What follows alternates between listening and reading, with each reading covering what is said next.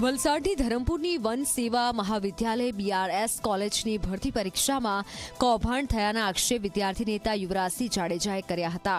ત્યારે સુરતની વીર નર્મદ દક્ષિણ ગુજરાત યુનિવર્સિટી સંચાલિત કોલેજ હોવાથી કુલપતિ દ્વારા તપાસ કમિટીની રચના કરવામાં આવી છે।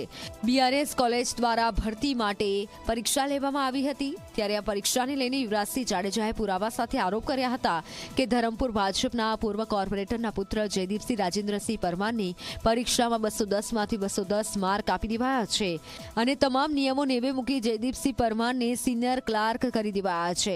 યુવરાજસિંહ જાડેજાના આરોપની તપાસ માટે રિપોર્ટ તૈયાર કરી સરકાર અને કુલપતિને સોંપાશે। એક કોલેજની બિન શૈક્ષણિક કર્મચારીની ભરતીની કાર્યવાહી એ રાજ્ય સરકારના નિયમ અનુસાર રાજ્ય સરકારની NOC મેળવીને એ વહીવટી કર્મચારીઓની પ્રક્રિયા થતી હોય છે, જેમાં એન્ટ્રન્સ ટેસ્ટ લેવાની હોય છે।